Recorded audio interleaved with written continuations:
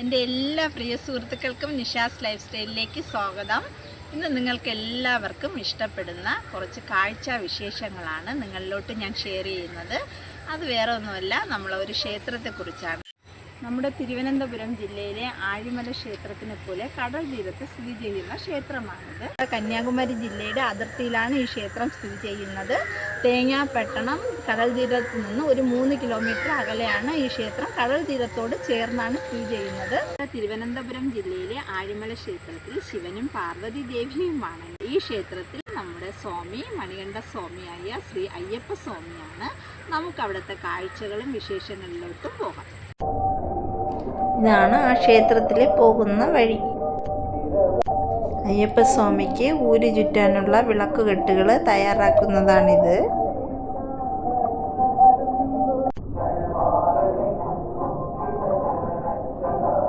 ഇതാണ് ആ പവിത്രമായ അയ്യപ്പസ്വാമിയുടെ ക്ഷേത്രം.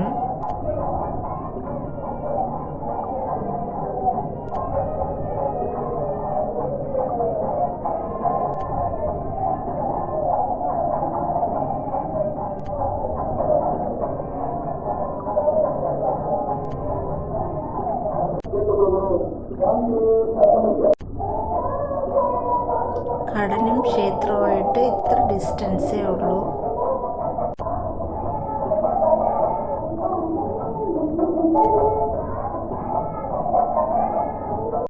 കഴിഞ്ഞ വർഷത്തിലാണ് അവർ ഈ പുതിയ കൊടിമരം വെച്ചത്. കടൽ കൊണ്ടുപോയിരുന്നു പഴയ കൊടിമരം, അതുകൊണ്ട് ഇപ്പോൾ പുതിയതായിട്ട് വെച്ച കൊടിമരമാണിത്.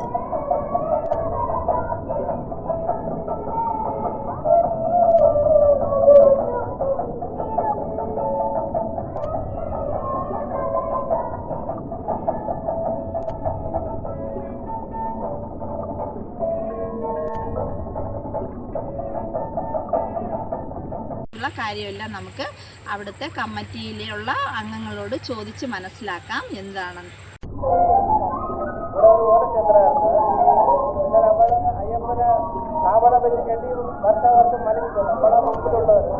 പിന്നെ സമുദായം ദൂരത്ത് പറഞ്ഞ സമുദായമാണ്. സമുദായം 32 വർഷത്തിന് മുൻപിനെ ഉരുവായത് മുമ്പിൽ. അപ്പം തന്നെ ഇവിടെ അമ്പലങ്ങൾ വെച്ച് ഉത്സവമെടുക്കാനും മലയ്ക്ക് പോകാനെല്ലാം.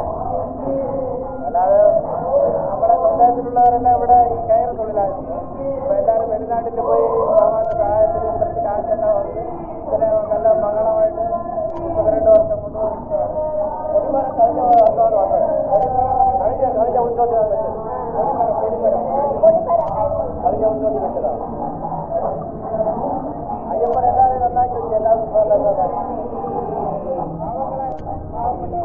ഇപ്പോൾ നല്ല താമസത്തിൽ എല്ലാവരും ജീവിക്കാനുള്ള വഴിയെല്ലാം മക്കളൊക്കെ വെളിനാട്ടിൽ പോയി നമ്മൾ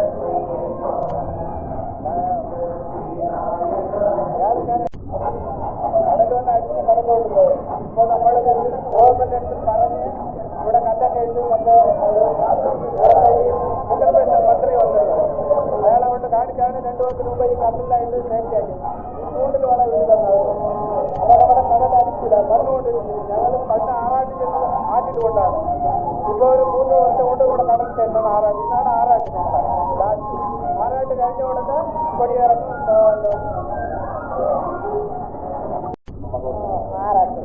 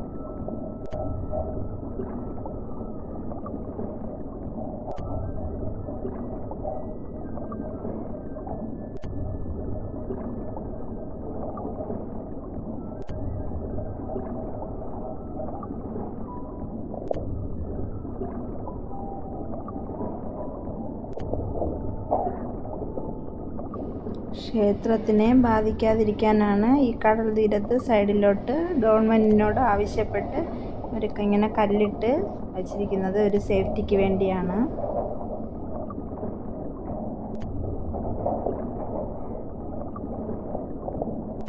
ഇത് കടൽ തീരത്തെ കാഴ്ചകളാണ്.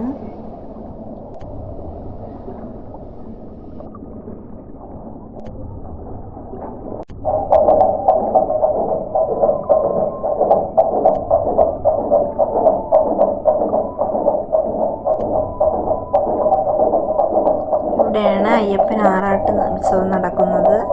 അതിനുവേണ്ടി വഴിയൊരുക്കുന്നതാണ് ഇതാ നമ്മൾ കണ്ട കാഴ്ച.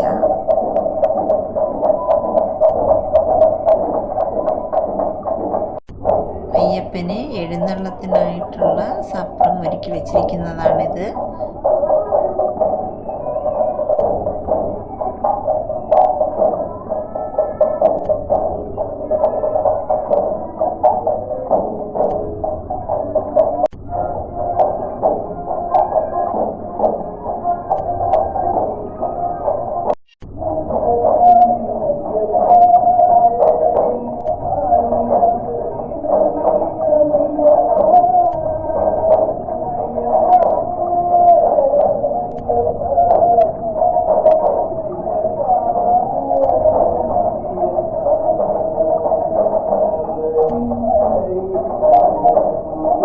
വിളക്കുകെട്ടുകൾ വളരെ ആഘോഷത്തോടെയാണ് അവർ ഈ ഊര് ചുറ്റൽ ചടങ്ങിനായിട്ട് പുറപ്പെടുന്നത്. ക്ഷേത്രത്തിൽ നിന്ന് വിളക്കുകെട്ടുകളെല്ലാം ക്ഷേത്ര പരിസരത്ത് എത്തിക്കഴിഞ്ഞു.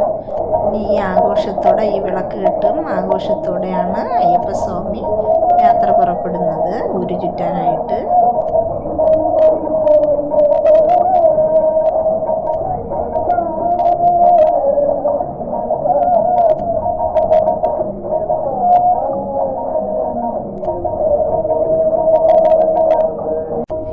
ഈ കാണുന്നതെല്ലാം ഘോഷയാത്രയ്ക്ക് പോകുന്ന ഒരുക്കങ്ങളാണ്. നമ്മുടെ പരമശിവനായ മഹാദേവനും വേൽമുരുകസ്വാമിയും അയ്യപ്പസ്വാമിയും ദേവിയും എല്ലാവരും ഈ കൂട്ടത്തിൽ ഘോഷയാത്രയ്ക്ക് പോകാൻ ഒരുക്കി വച്ചിരിക്കുന്നതാണ്. കണ്ടോ കാഴ്ചകൾ.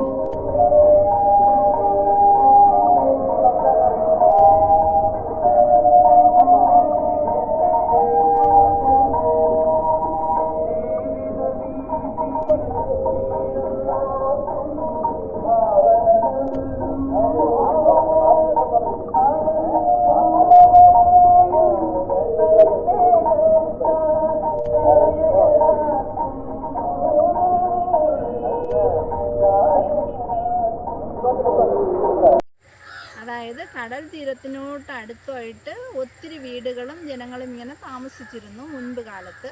പിന്നെ കടൽ ഇങ്ങനെ സ്ഥിരമായിട്ട് അടിച്ചു കയറുന്നതിനാൽ അവർക്കത് ബുദ്ധിമുട്ടായതിനാൽ ആ പരിസരത്ത് താമസിച്ചിരുന്നവരെല്ലാം ഒരു 4-5 കിലോമീറ്റർ അവരെല്ലാവരും താമസം മാറ്റി. അപ്പോൾ കടലടിക്കുന്നതിൻ്റെ ബുദ്ധിമുട്ട് കാരണം അവർ വേറെ സ്ഥലത്തോട്ട് മാറി താമസിക്കുമായിരുന്നു. അപ്പോൾ ഇങ്ങനെ അയ്യപ്പനെ അവരെ സ്ഥലത്തോട്ട് കൊണ്ടുപോകാമെന്ന് വിചാരിച്ചു. അപ്പോൾ ദേവപ്രശ്നത്തിൽ അയ്യപ്പനെ ആ കടൽ തീരത്തിൻ്റെ അടുത്ത് തന്നെ ഇരിക്കണമെന്ന്.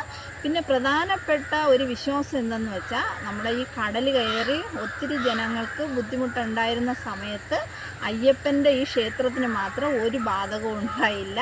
ഈ കൊടിമരം വന്ന് കടലിൽ പോയി. അത് അടുത്ത കാലത്ത് അവർ വീണ്ടും കൊടിമരം വയ്ക്കുകയുണ്ടായി. അതായത് ഈ 10 ദിവസം അയ്യപ്പൻ്റെ ആറാട്ട് മഹോത്സവമാണ് അവരാഘോഷിക്കുന്നത്.